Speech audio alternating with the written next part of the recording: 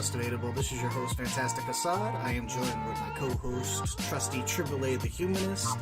And today we have a special guest, Jacques, that's going to be talking about gun control.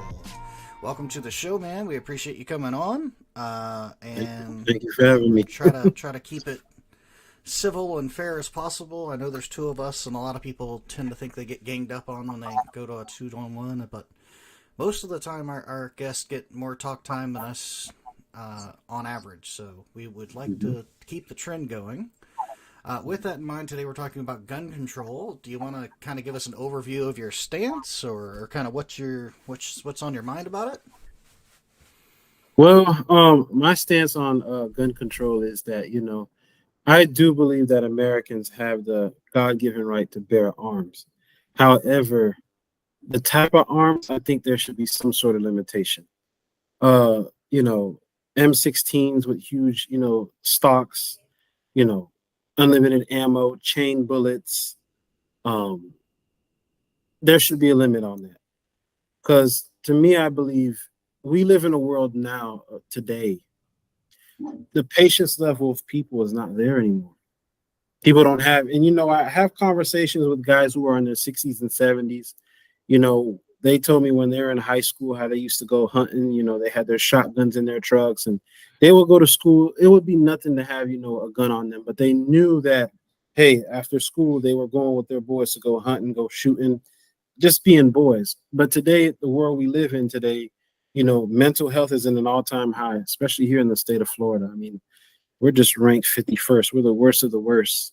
My whole argument is with guns is that when you have a situation where we have folks who are mentally not there, again, people are not, respect of each other anymore. And now there's more, intention to do harm.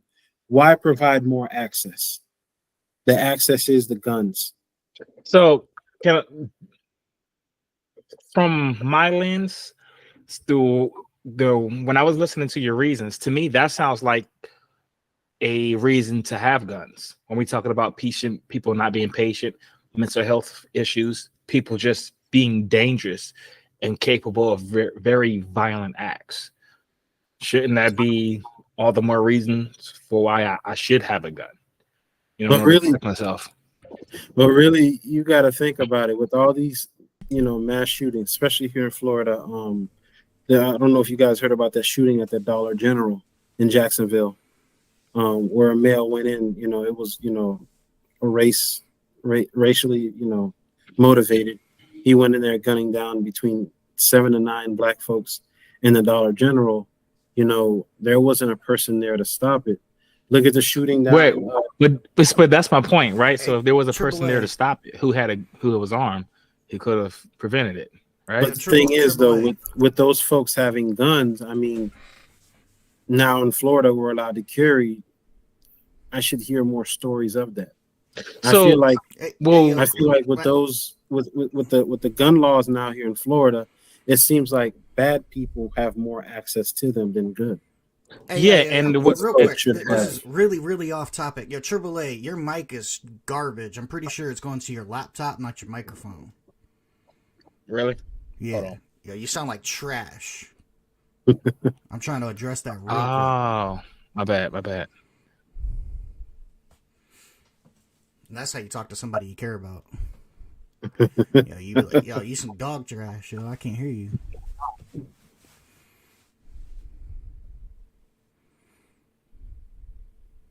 How about now?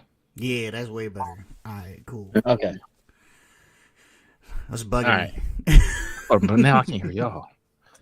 Whatever.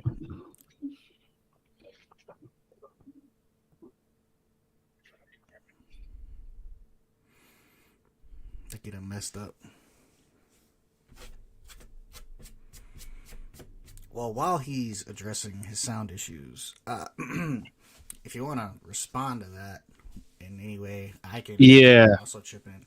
You still having sound issues? Yeah, go ahead. Can you hear me? Yeah, you handle the conversation while I fix this, so it's not dead. Go ahead. Cool, coolsies. I got you. All right.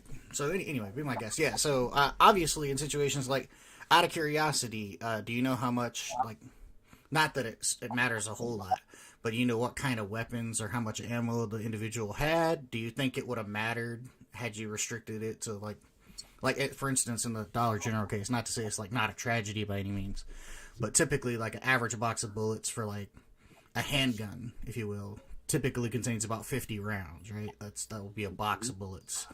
And that's more than enough to easily kill, 9 or 10 people if you're a half decent shot.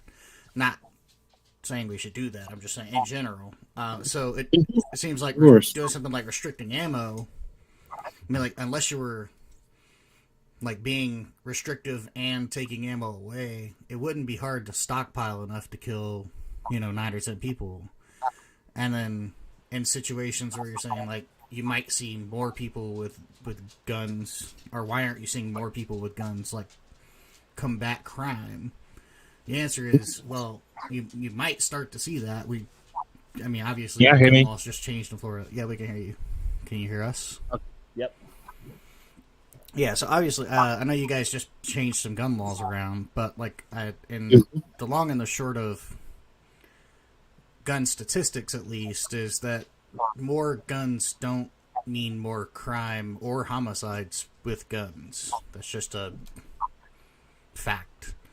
In fact, most guns typically reside in rural areas, which don't really give rise to mass shootings because people are so spread apart anyway. And they're the highest concentrations of guns per people.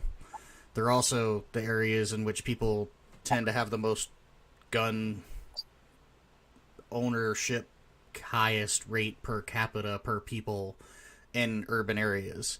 And what I mean by that is that not only are there more guns in urban areas, there are more people with guns in urban areas. But we know for a fact that that's where some of the least amount of crime, especially homicide with guns, occurs. The most crime occurs in high densely populated areas with low education and with a high poverty rate. We see that across the board. Now, I'm not saying that's causation equals correlation or vice versa. Those are some stats for you. Yeah, and I will take that, but my whole disagreement with with the gun control is just the whole access. You look at today with schools today, right? What's going on? What are you seeing more and more of?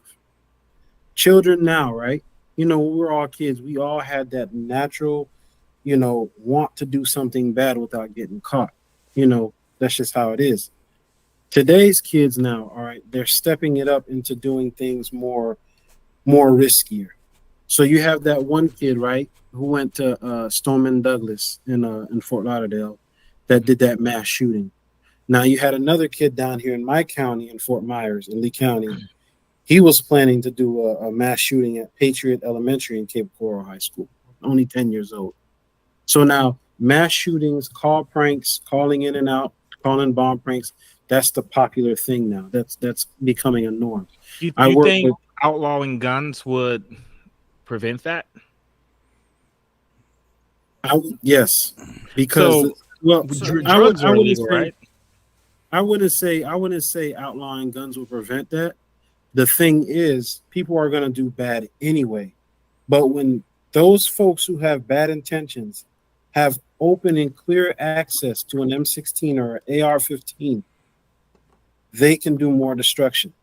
Now, if you have a pistol and it's 3 of us, I'm not going to sit there. I'll be more confident to stand in front of a pistol. I'll probably throw something upside your head, jump in front of your face, hit you with something. It's 3 of us. But if you have an M16 or an AR-15, I'm running. I'm not even going to ask no questions. No, you have a handgun, at least I can duck around. I can move. I can, do something. I have a little bit more confidence in defending myself with a pistol than an AR-15. All right, so let's kind of give you a hypothetical situation, and it's a really, really hypothetical situation. It's a little unfair, but I'm just I'll be honest how unfair it is up front. Let's say the 3 of us are in a grocery store, and we're in a place where it's legal for all of us to carry handguns if we wanted concealed. Okay, I know for sure that I have my concealed carry license. I know for sure that AAA has his concealed carry license. I don't know about you. It doesn't matter in this scenario. Let's say in this scenario, somebody walks in with what the media would refer to as an assault rifle, like a AR-15 style or AK-47 style rifle, right? And both of us are concealed carry. Now, Triboulet is also current military, not active. I think he's whatever, like reserves. And so he has years of training with that. He's former police department, years of training with that. I have been shooting since I could hold a gun. My dad owned a gun shop. I did and helped train with concealed carry weapons in the state of North Carolina underneath my father's tutelage, and had to continually practice and get in these concealed carry courses where you have to shoot so many targets and be within a certain target percentage, kind of like you do when you're a cop. You have to pass certain targeting requirements. And a dude walks in with one of those rifles, and both of us have the ability to carry our pistols. Would you feel more comfortable knowing that we had them, or would you feel more comfortable knowing there's a restriction keeping us from having them? I would feel comfortable with you guys having them, but here's the thing: how many stories in these mass shootings do we hear? I mean, there are stories out there. Yes, but it seems like the bad lack guys are winning more than the good. Sure. So Well, yeah, for one, a lot of times when these active shooters are stopped before they could kill a lot of people, a lot of times they don't make the news. I can show you a video of an incident down in Texas. God, he was getting ready to start a mass shooting. This deacon pulled out a pistol, shot him in the head before he could do anything. But let's say in every case, the bad guys were winning, right? And good citizens weren't able to stop them. Isn't that a stronger argument for why good people ought to be carrying the guns? That is a good argument, but in the same time too, with having loose gun laws, those who have the bad intentions have the opportunity. I don't want those that have the bad intentions to have that opportunity. So by kind of being more, stricter with our gun laws, those that have the bad intentions, they have less access to guns, or we make it harder for them. Because let's look at this right now. Florida, we're extremely loose with our mental health population. I work part-time security at the hospital, right? Our Baker Acts come in and out.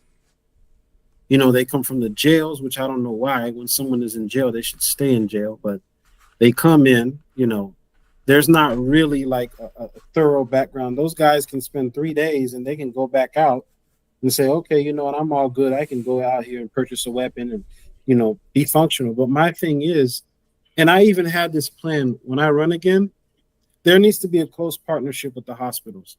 If it means, changing some of the HIPAA violations and HIPAA laws, if you've been Baker acted or you've been in the hospital for number of times, if you're on any type of psych meds or you have any psychiatric issues, that needs to be reported immediately. Down here in Florida, that doesn't seem to be the case. Folks So go ahead. Yeah, I was going to say, it seems like to me that still the best alternative to stopping a bad guy with a gun is just a good person with a gun. Because the bad guy, if he's going to resort to murder, obviously he cares little about the law. The thing is, though, and I hear you on that, but there are stories, but it seems like there's more stories of evil than good. Sure, I'll grant you that. Let's say all the stories are evil winning. What I'm saying is, isn't that an argument for why the good ought to be armed? Yeah, that is a good argument, but the good are not actually. Think about it. In South Carolina, not many of the good are getting armed. Yeah, and so that's why we should be. That's why we should be promoting that rather than making laws to prevent them from getting guns. Yeah, I mean, because think about this. So when we talk about like these active shooters, you notice they're always going after soft targets. Yeah. Well, you never see one at a. It's rare you see one at a people targeting a police station or targeting a gun show. So how about that? Right? That white lady that went up to a police station and started shooting. Yeah. So Yeah. but You see what how I'm saying, quickly stuff like that it's rare. gets If turned the away, goal is though. to kill as many people as possible, you're going to choose a soft target. You're going to choose a place where people don't have the ability to fight back. And if you create a law outlawing guns or restricting it, you're making society that soft target rather than an area. But my whole thing is that person that has that evil mentality, we make it hard for them. It's hard for them to have the access. Because the thing is, so is it though? Because we look at countries like oftentimes when I get into the discussions about gun control, countries like Australia, the UK, they're brought up as prime examples of how to eliminate guns off the street, and they've done a very good job. Like the UK, I think, last year maybe they had like one shooting or something like that.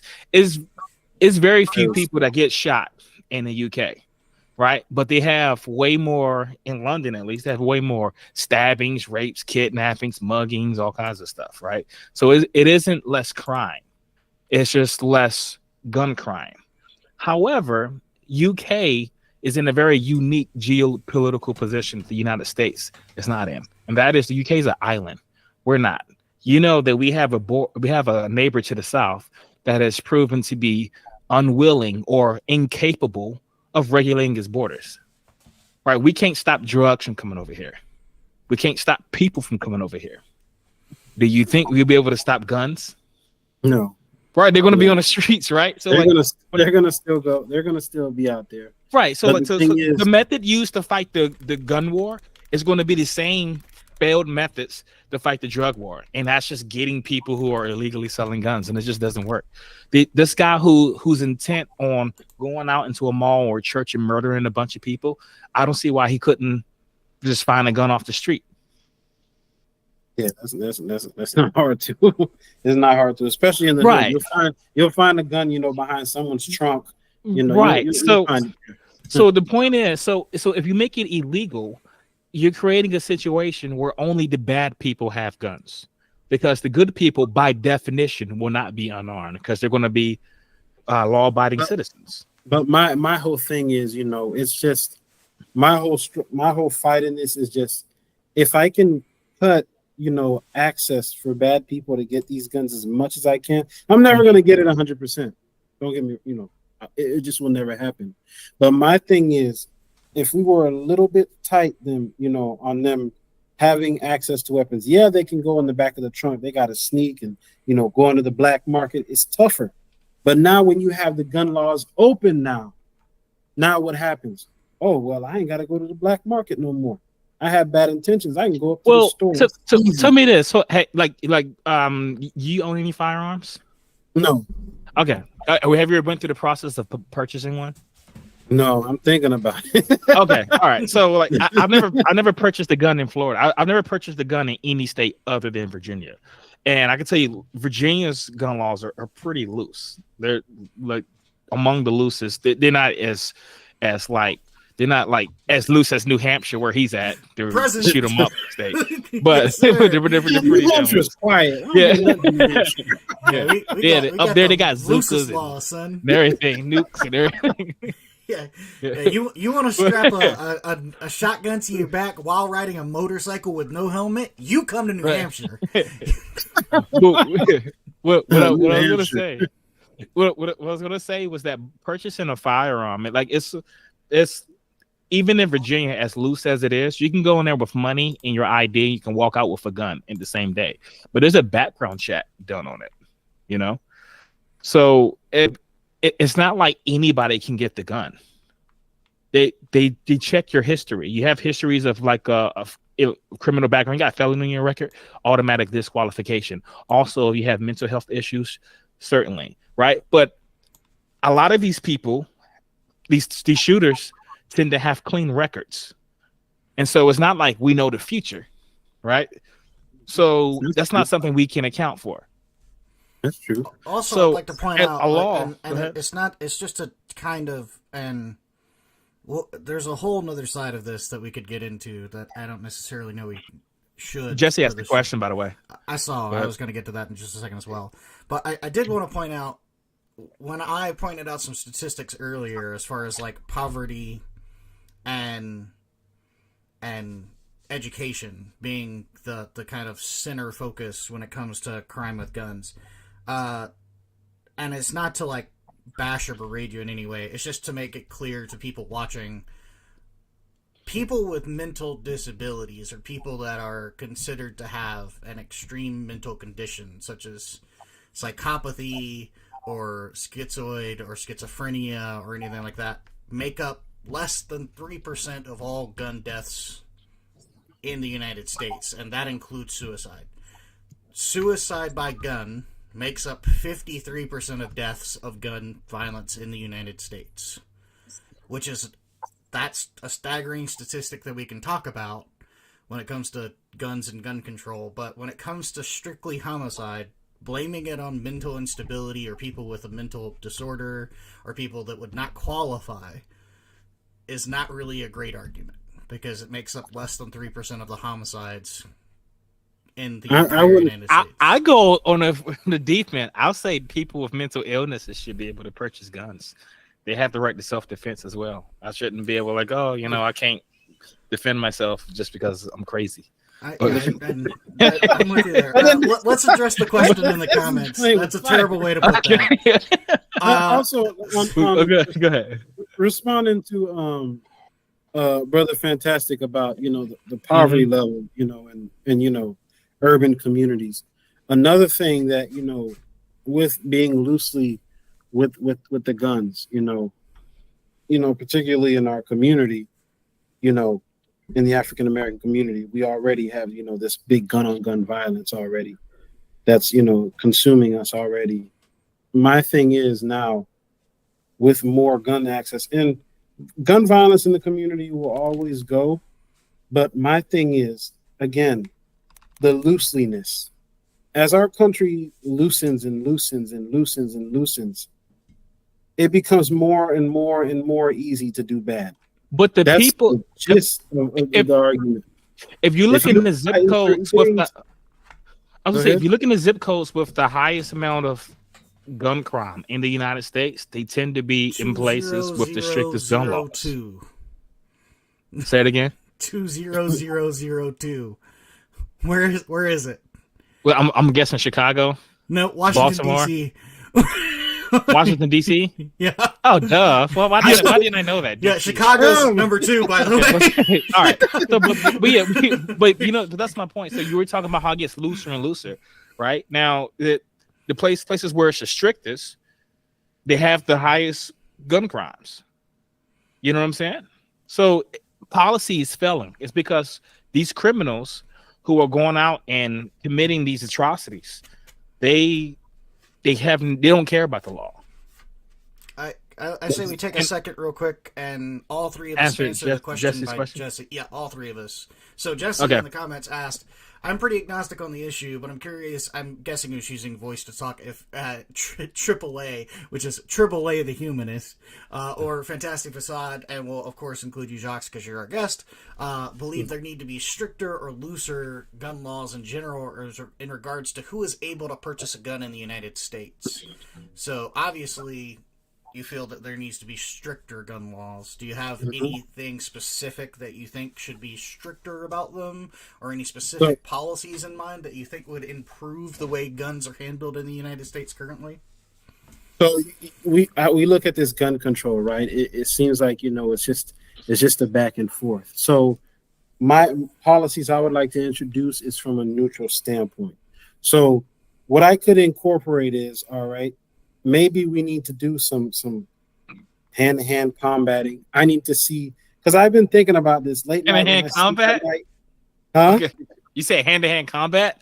No, like You gonna I've been teach that? thinking about this at night. Oh, okay, like, okay. when I'm sleeping. I thought you were No, saying not like we're gonna for teach them kung fu or something. No. Oh, no. All right. Like Okay. I think of weird plans. Like there is this program that I thought about in my mind where I would like to have, where you're in a situation where two individuals have a Glock on their hip, and I want to see, how you react to a punch, whether if you're in a boxing or in a setting or training, and I want to see, if someone comes to hit you, what's your first initial reaction? Is it to pull or is it to fight back? To see, if that person. That's going to be relative, right? So, like, all right. So, I mean, you hit me.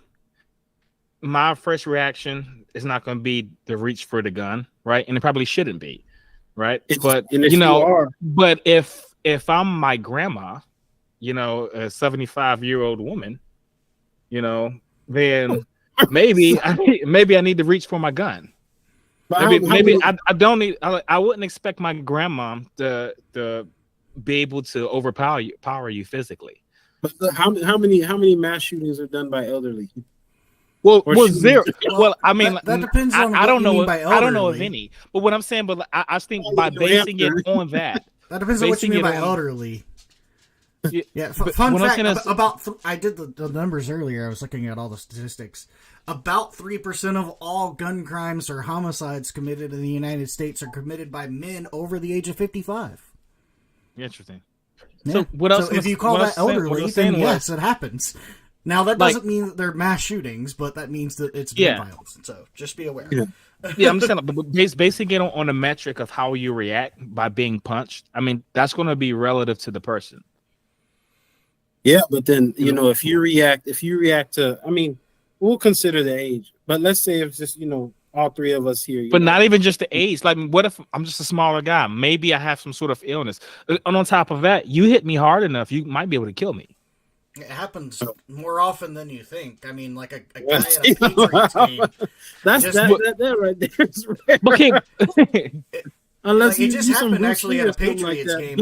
A dude was like arguing with a fan, and he got clocked by a dude from the opposite side cheering for the other team, and he died. He straight up died before he even got him to the hospital. They pronounced the dude dead. And let's see. I'd like you finish your policy. Let's say you punch me in the face, and my first instinct is to grab the gun. What would you say? You fail. So because the first thing is you got to meet force with force. If you hit me, I'm hitting you back. Now, if you try to go up, then hey. But it's the first initial reaction is to pull a gun. So because people don't fight no more. First thing they want to do is grab a gun. Then I mean, you really. So can I tell you this? So as a former police officer, and I think Nico, he's in the chat. If he's still watching, he's a current police officer. I think. Being punched, especially if you have a gun, that's a serious issue, because think about if you're carrying a gun in any sort of physical altercation, there's always a gun present, and it can kill either one of us, right? Like, how do I know that you punching me, that's going to be the end of it? You could punch me, knock me out, and shoot me. But the right? part is what I'm trying. Go ahead. Well, I'm sorry. That was pretty much the end of it. I just had one last word, but go ahead. What I'm looking for is discipline and anger control. If you're angry and your first initial reaction, this is why these mass shootings and all these shootings happen. Mm-hmm. It's poor anger control, not being disciplined in the mind. When you're mad or somebody gets mad, the first initial thing you want to do is grab a gun. That's why 70% of our murders in the hood happen, because of initial reaction. I'm pissed off, I'm mad, and the first thing I'm going to go for is a gun. You hit me, I lose a fight. Okay, it's over with. It's done. Why do I have to go back and go get a gun now and come fight you? Now, in the middle of that training, if I see the first initial reaction, me and you, we both young, and you come at me and you hit me, I survive. And I take it like I'm in and I hit you. Okay, we squabbling. But if you hit me and the first thing I do, I want to pull, no. You failed there, because you don't have the mental capacity to say, all right, let me meet dude where he's at. The first thing I want to do is grab a gun. I was going to say, but it's not necessarily just about that. It could be just to get you off of me. So, because remember, let's say you have a gun. Let's say you're a police officer, right? Or no, let's say you just have a gun. I see you have a gun. It's visible. And I punch you, right? What are my intentions? If I punch you, if yes. If I punch you, mm-hmm. If you're a police officer and I'm the criminal, and I No, punch let's say I took the police officer thing out of it. Let's say you have a gun and I punch you. What are my intentions? if I have a gun and I punch you and you punch No, me, you have the gun. I see that you have the gun, and I walk up to you and I punch you in the face.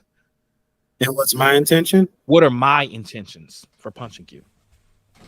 Well, it could be, You have no idea. Is the point? no idea. Right? Yeah. I could just be mad.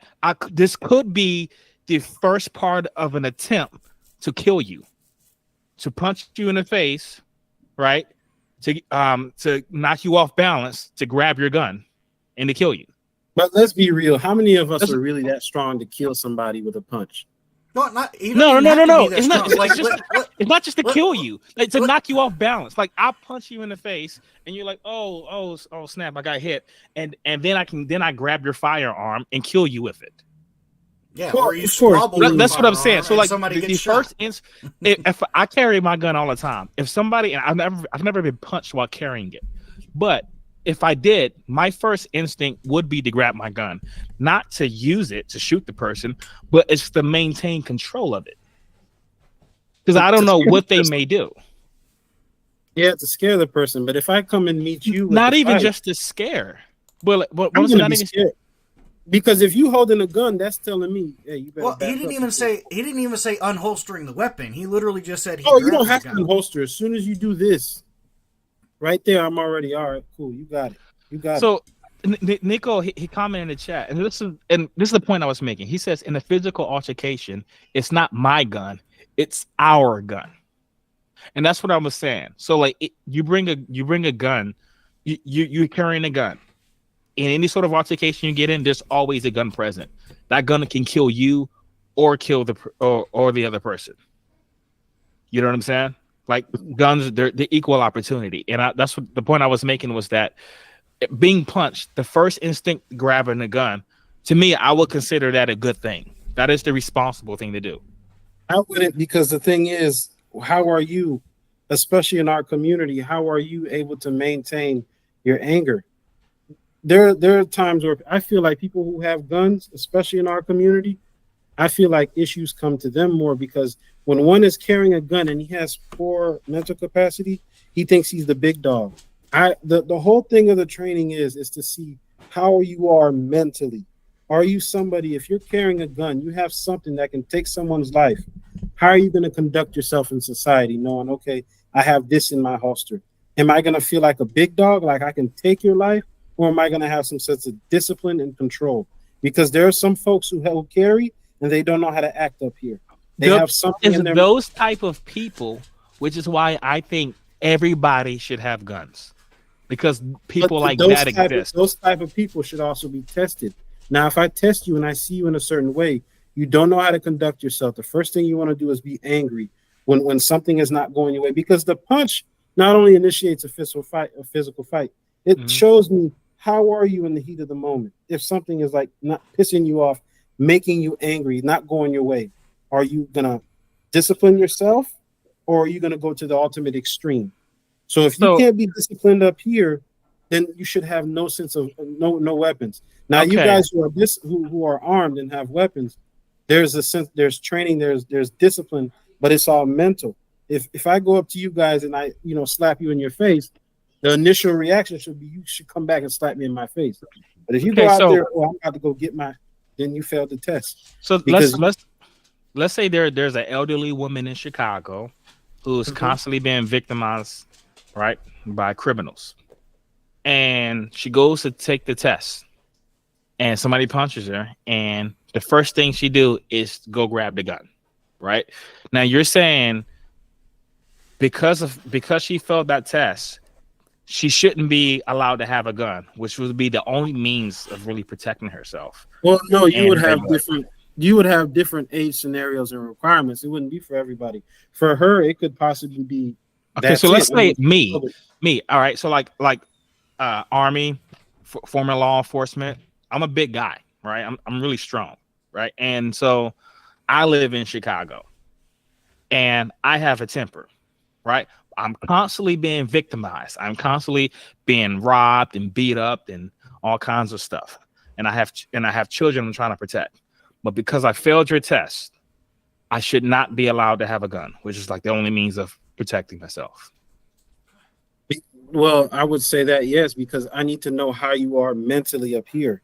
Yeah, you are in a state where you're in danger, but also you got to look at the homicides in our community. Where do they start off from? Being angry, not knowing how to control yourself here mentally. Small little problems cause you to have to go in there and shoot somebody when you could have just talked it. But so Talked it out. the way that I see it, so like if let's say I have this issue, right? And so I have this anger management, I don't pass the test.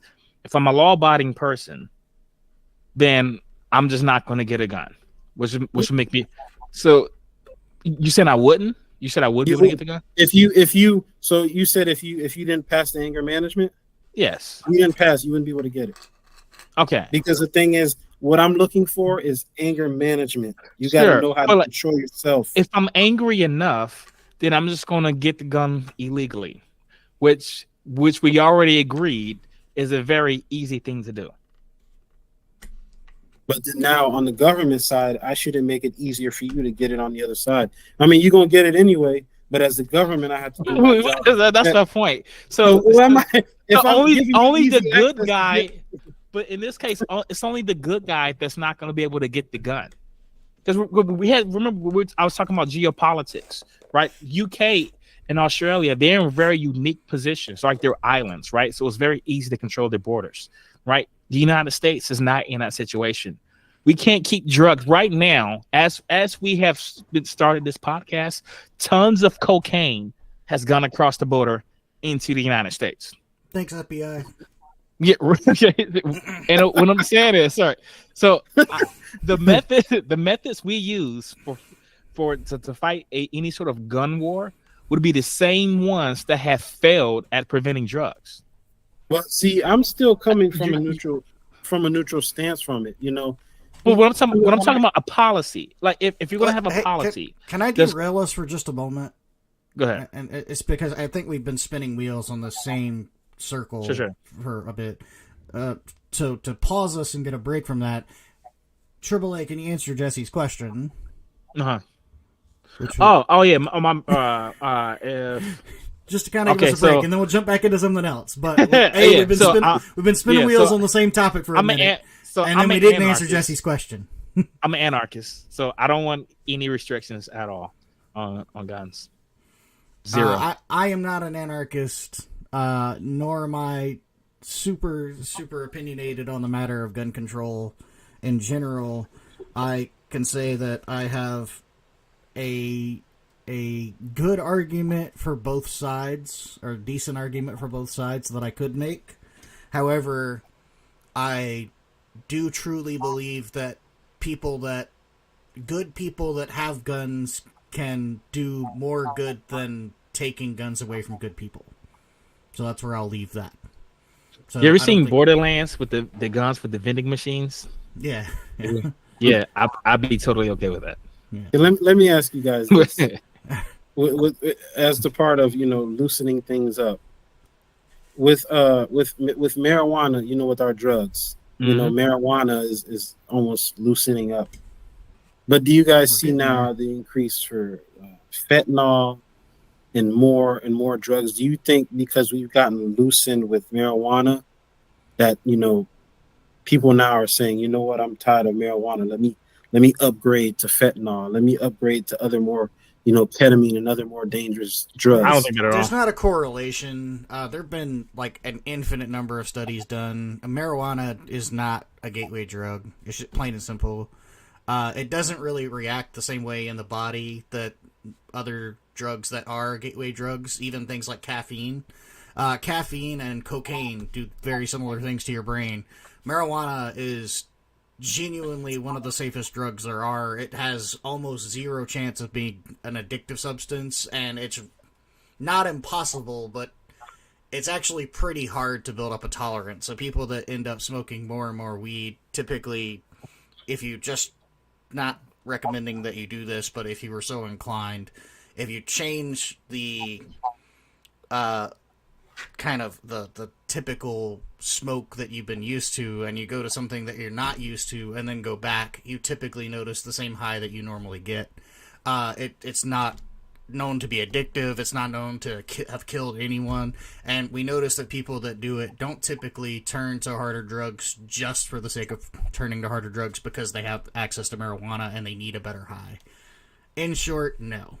There's just not good evidence for it. Would you start doing cocaine tomorrow if cocaine became legal? I mean, if marijuana ain't doing it enough, I might as well upgrade. I mean, I feel like people are always looking for the next high. Really? I mean, So you start from cigarettes. Yeah, do you do cigarette anything with like you. get your heart running? like right now, like do you do anything like, I don't know, like play sports, or like do you ever go on like bungee jumping or skydiving? No. Not? Yeah, do you like do you like the idea of the thrill? Like you know what I'm saying? Like do you chase the high, if you will? Or is that not interesting you? That doesn't interest me. Yeah, so for most people that are chasing a high, they're chasing one of two things. They're chasing a state of bliss, or they're chasing a state of euphoria that you get from a huge induction of adrenaline, right? Most people that are chasing that second part usually end up dying in a fatal crash or some terrible accident, right? The people that are chasing the bliss are your typical marijuana smokers, and they typically just chill at home. The people on the second half of that typically do end up turning to harder drugs, but it's mainly because they've blown their money trying to find a high that they can't replicate. And that often involves like driving cars really fast or doing harder drugs like cocaine or heroin, and then now you're out of money and out of resources, and then you start doing things like robbing stores, and then start doing things like pulling off bigger crimes because you're chasing a bigger high, seeing how far you can go without getting caught, and then all of a sudden, you know, we're digging your corpse out of a, you know, somewhere because I haven't seen any data to suggest that the legalization of marijuana has led to people abusing other drugs. Like I don't see any sort of causal. We actually haven't even seen a big uptick in drug use in general, with the exception of the pandemic, which was I mean, and the longest running joke was the most dangerous thing about marijuana is being caught with it. Yeah. Right, because then you get a record, thrown in prison, all that kind of stuff, whatever, you know. So, Jesse had asked the question. He says, "I'm curious about restricting gun purchasing. What steps we take to curb mass shootings in the U.S.?" I think the best step to prevent mass shootings is to put a healthy fear in people that anywhere you go, there may and probably will be people who will shoot back at you. From the study that I was reading, this was maybe 10, 15 years ago. I was reading, this was a criminal law case book. So this was a really old study, but they were interviewing these criminals, and they were asking what was the thing that they were most afraid of. And this study was actually done for capital punishment. And it turns out criminals just weren't afraid of the death penalty. They weren't afraid of law or getting caught at all. Their biggest fear was running into a victim who was capable of fighting back. Such an armed person would constitute that. I think that is, so to answer Jesse's question, that's what I would do. I think if you open it up to everybody, I think that is the best way to prevent that. Mine's much more complicated. Oh, go ahead, Jock. Go ahead. Jock can answer the question. Go ahead. So, as I plan to run, and just sitting with you guys and drawing, the education, because the plans that I want to put into my policies is something that we all can just unite and agree on. I mean, it seems like standing on one side, getting rid of guns is not going to do, and the other side it's just going back and forth. So, like I do believe creating a policy where we do have to have some sort of proper anger management, mental health, of course, psychiatric, doing other things, but I want to create plans and policies to where if one has a weapon, you have to be mentally and emotionally disciplined when you have it. Like you guys seem disciplined when you guys, seems like you guys carry all the time. I mean, I seem that way. I seem well, that you way. have to be. But you never know. I have to So- make sure, when the good citizen has the gun in his hand, he has to be, disciplined. Discipline is going to be the main thing. Question. Because again, when folks just have a gun, especially 20, 21 years old, you're carrying. Can I trust when you're sitting somewhere knowing that you have something that you can, take someone's life with? Will you be mature and disciplined in the mind to not go around and try to intimidate and think that you're the Mr. Big Bad? That's my whole, view on it as well. So when we're talking about discussing public policy, not only do you have to consider what the law requires, but you also have to consider the government's capability of executing that law.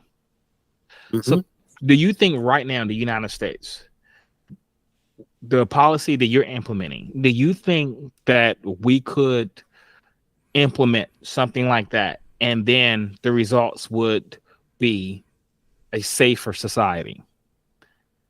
Well, honestly, I mean, it would be a step. You're never going to get 100%. But I'm not even asking for 100%. Do you think it's just to be a little bit safer? Considering, you'll agree that the methods used for fighting the gun war would be almost identical to the drug war, right? It'd be the same thing. Okay. Did it work? It's not, right? And this isn't even our first drug war. Our first one happened, with prohibition. And it was a failure then. Right. And so we stopped it and then we started another one and now it failed. And now it seems like we're doing, drug war part 3, but with something far more dangerous, guns. Right. So, and I understand the intent, but my thing is, if you don't believe that the government is capable of implementing that policy, then maybe this is something that we should stay away from. Maybe we should try another direction. And I'm not even saying that this would never work. I think there are places where it has worked. There are places in Northern Europe where it has worked, right? And there's also places in let's talk about Switzerland, which has very loose gun laws, and they have a very safe society, right? So you have to not only consider the policy, but you have to consider where it's into, like geopolitics, the study of how geography affects politics, right? It's a big deal. And so policies don't work everywhere with the same level of efficiency. And I think you heard me explain earlier why the methods that the UK and Australia use wouldn't work here, right? They don't have neighbors. They don't have somebody like Mexico who's constantly pumping illegal material. And just to throw some shade on Canada, not that Canada is like necessarily Canada's known peaceful, as man. Come on. But Jesse in the chat lives in Canada. Just to throw some shade on Canada, Canada is in the top 10 gun owner populace per country per person. They own about 36 guns per every 100 people. Now, compared to the United States, that number is closer to 120 per every 100 people. But that does include, our standing military, police, etc. But Canada actually has, on average, about 36 guns per person, per 100 people. So even if, you think that Mexico isn't as big of a doorway as you might think, you still have potentially Canada that's like right there. I mean, we have a lot of borders available. Right? That's what I'm saying. We have a lot of territory to worry about, and that's what I'm saying. So back to my question that I had asked maybe 3 or 4 minutes ago. Like, do you think the United States is capable of effectively implementing that policy to make a safer society? Yeah, you got a point on geopolitically. No. We can't do it right. We can't. I'm thinking about government politics, but geopolitically, yeah, you made a a strong point there. We Yeah, really cannot. We can't do it. There's so many dirty hands and politicians in the gun mess and in the drug mess. It's even we got another battle now, human trafficking. I mean, Right. that's another thing. We can't stop them from bringing people over here. Right? So we cannot. can't stop them from bringing a gun. Right? The number one thing is It is- profiting. You profit off drugs, you profit off guns, and you're gonna profit off sex. Right. So it's just one of those things. But like, from just from a socio-political standpoint, I just want to make sure that if I can do my very best to limit the bad guys from having access as much as I can, then I'm all for it. If we are to allow guns for the good citizens, Mhm. so be it. But I just want to make sure that those who have guns, have some sort of discipline, some sort of order within themselves to not go out. Because again, when you have a gun and you have something in your house, some folks will say, damn, I have something where I can go take someone's life. Some folks will think to themselves like, damn, wow, I'm the big dog. You have folks that have little man syndrome, but when they carry that pistol, they think they're the biggest guy in the room. And they'll Yeah, but probably go out here here's and here's show it out. And the crux of that, though. You have those people that say, oh, I'm the big dog now because I have a gun. And then they go out into a world full of other people with guns. They're back into the same playing field. They're back to where they were. Because if you're a big dog with a gun and you come up with a guy with a gun, now you're both guys with guns. Mhm. yeah, Now size just made you a bigger target. Right? So Well, I'll, You I'll just answer become Jesse's easier to question shoot. quickly, and it but it's won't gonna be be a very wild, wild thorough. west out there. Yeah, I'll answer Jesse's question in a quick manner. It won't be very thorough, and I probably won't expand upon it too much because it would take a long time. I think, in short, the answer to curbing mass shootings in the United States is reducing poverty, increasing healthcare, physically and mentally, and education in general. Specifically, education towards guns would be very beneficial, but increasing education as a whole, the more educated you are, the better that becomes. Like, statistically, it is like fact. Increasing people's well-being, increasing their availability for healthcare, mental and physical, decreasing poverty, and increasing their education. Yeah, I It's agree. Gun crime is incredibly hard to do those things. gun but crime that is is the more of answer. gun crime is more of a symptom rather than the illness itself. Yeah. So, And and unfortunately, that's it's I think the best it's way is to target other things. And that's if you look in these areas where there are more guns but less crime, they tend to fit the societies that Facade just described, right? Yep. They tend to be wealthy, educated, access to healthcare and good education, all that type of stuff. So it really you just not described the suburban gun. New Hampshire, and we just Right. don't get mass shootings. Exactly. Like, you just don't. You have extremely high education level. You have, I think we're first as guns per person per capita in the world, and like in the United States. I think we average like 13.8 guns per person in New Hampshire, and we're tiny. Don't get me wrong, but like if you go look at our news right now, the big thing on the news is that a guy rocked up to a hospital, shot the security guard, and a state trooper shot him and killed him.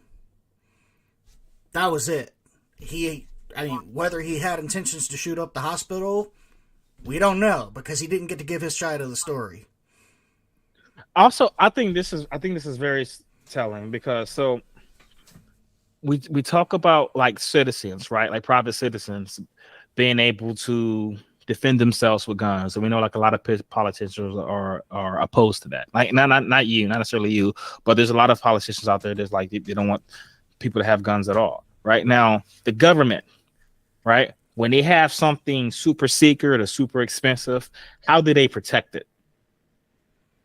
They put a bunch of armed people around it, and They use bunch guns. of armed vehicles, Right, like they use UAVs guns. and Right? Yeah, because drones. and what do you understand? And even in and get this, even in places where it is illegal for people to have guns, the government will still use guns to protect that area. area. Yeah, Because ever they walked into know. like a courtroom or into like a courthouse. You notice the people that are wanding you down, they got guns, but you can't carry yours in there. Yeah, No. you notice that they got guns though. All right. We That's right. talk about we would talk about like during the early 20th century, right? KKK running to people's houses and it was lynching people, right? That this wasn't happening in all the communities, right? So like if in a lot of your armed communities, this was less likely to happen, right? Because blacks could shoot back. Just shoot Right. back. Especially, I mean, this was the entire mindset of the Black Panthers, right? So, But it was necessary. right, we weren't going to rely on a government to protect us because they were incapable and unwilling to do so. So, Start the whole Black Panther movement. right, you're right. I mean, you know, I'm actually I mean, kind of surprised neither. Yeah, of I you mean, brought that's- up that's the my fact view, that like Southern Democrats and like antebellum South were using gun control to essentially manipulate black people. Like that's literally where the first gun control laws ever came, because they restricted people that were in a lower socioeconomic class or of a particular skin color from owning firearms. And that's where the first ever gun laws came from. I think there's a funny I like question. to give a Jock Jesse's last funny word question. Really soon. Yeah, let's answer the funny There's question. a comment and then you can from have last Jesse. word. Thoughts? Did you see that comment on Jesse? Yeah, you want to give like you want to answer that Okay, question and then get because- last word. All right, because me and Fasad got into a heated argument on this Mhm. podcast about this topic, right? About people owning nukes. Yeah. So, Deploying nukes. yeah, people Yeah. owning nukes. Yeah. I'm an anarchist, all right? I'm anything the government has a right to do, people have a right to do because the government get their rights from people. So, but okay, I think it's kind of a moot point. I don't think a person would be capable of producing and maintaining a nuke, just because of how expensive it is. But if it was the case,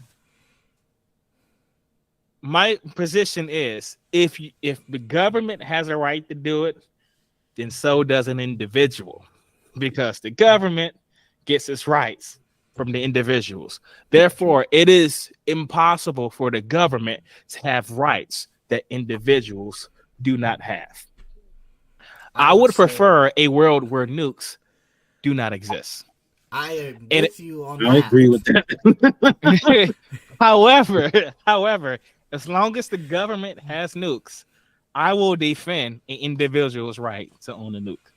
I will not, because I think a governing body is necessary. He going too extreme now. I am in a situation where Okay. I agree that nukes should not exist. If we could decommission and declassify and destroy all nukes in a safe manner, I would vote for that in a heartbeat. However, putting them in the hands of a private citizen is the dumbest thing I could imagine.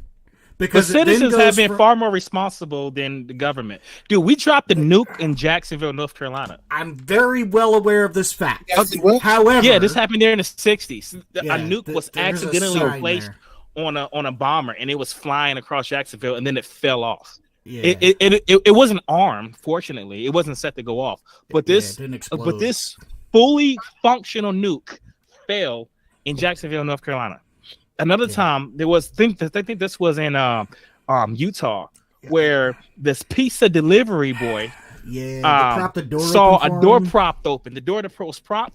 You go inside, and it was like the buttons to send off these nukes. Here's Like the it was thing. I'm not insane. saying So the the government good is at it. totally irresponsible when it comes to handling these weapons. The United States should not have them. They should get rid of them immediately because they are irresponsible. It's like giving a Government's not gun good to at a it. 3-year-old. I agree 100%. Don't put the government's business out there. The government's bad at it. I agree 100%. Here's still why I say citizens definitely still shouldn't. Because in a situation of the government, it would automatically spark war if a nuke was launched for the entire country. So whether Not we if want I have to a be nuke. there, huh? You start a war. Not if I had the nuke. You start a war with me. I got a nuke, bro. Yeah, but here's the thing. We don't know this guy for some. Okay. Because you live in the United States, if you launched a nuclear warhead, you would essentially be declaring war for the entire country. As a private individual, I don't think you should have that ability. Just saying. That's my 2 cents. Now you can disagree with that, but I don't think Elon Musk, the richest man in the world, if he decided he wanted to privately own a nuclear warhead, should get to determine whether I'm at war with another country or not. Yes, strong argument. Definitely. I'd like to give a Jacques last word. Yeah, you can respond to that, and if you have something you want to say or plug, the floor is yours. Or if you wanted to give one last thing about gun control or whatever. Definitely, man. I just want to say I very, very much enjoyed this debate. Finally, we had this because, again, as I'm debating with you guys, I'm learning and I'm educating and, being educated. That's one of the things, as me planning to run in the future, a lot of the, politicians we have now, they just refuse. I'm a Democrat myself, and the Democrats now, they just refuse to listen to any type of sense of neutrality or try to listen to the other side and see what can I do, what policies I can implement that, both parties can say, you know what, I can vote for this guy. I can live with that. If it needs to be where I can, put in a policy where you guys can say, you know what, I can rock with him. This is definitely, making sense, because again, geopolitically, like you said, definitely we cannot stop human trafficking, we can't stop drugs, and we definitely can't stop guns. It's going to happen. But the thing is, as me going in, I want to implement a plan where if citizens are to have guns, they're to make sure that they're well disciplined, they're put together, they can process and know how to maintain their anger, maintain their surroundings. Just the whole round thing is discipline. And Brother Fasad, again, another thing that I'm going to point at, that you pointed out very well is housing. Right now, I work with Section 8 housing. I'm a case manager, putting homeless folks, putting, families who are in poverty in housing.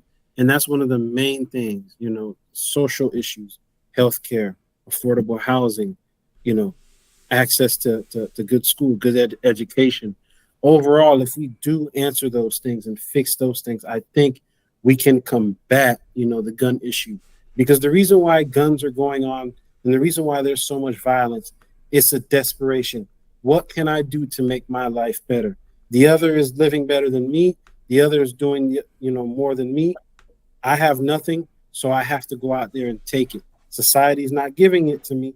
So I'm going to go out here and take it. I work hard. I do what I'm supposed to do. I work the 9 to 5, but it seems like life is just not adding up. So let me go to the extreme to make life add up for me. I think as a country, if we address those things and we put things together, we would have, less of a gun violence. People won't have the need to do drugs or sell drugs, and probably human trafficking will drop. So those 3 things, I'm definitely more focused on those social issues.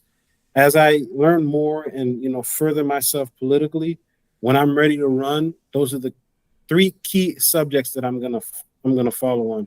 And I think once I do that, that will be a gateway to the alarming question when it comes to the gun control debate. So I want to thank you guys so much, for this opportunity. I wish you all, a happy Thanksgiving, and thank you for inviting me to this show. Yeah, man, most definitely. Appreciate you coming on, bro. Thank you. And real quick before you end the stream, Fasad. So next week, I think it's next Tuesday, the 28th, we're gonna have K-Dub back on. We're gonna have King Oglesby. We're gonna have Terrell on. We're gonna be talking about hip hop and how that affects society, good or bad. Should we get rid of it? That's gonna be the. I want to watch that, and if I can join that, because I do have a lot to say on the hip hop segment. I do believe that where hip hop is now, where it was, it's not the same.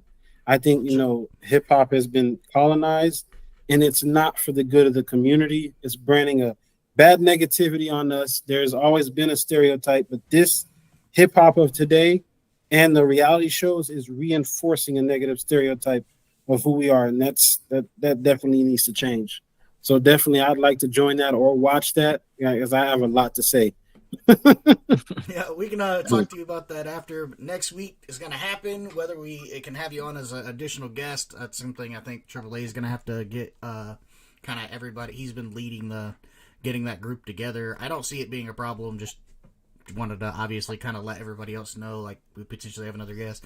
I probably won't be speaking a lot during the episode. That should come as no surprise. But with that in mind, was there anything else AAA you had for the show? Nope, that's it.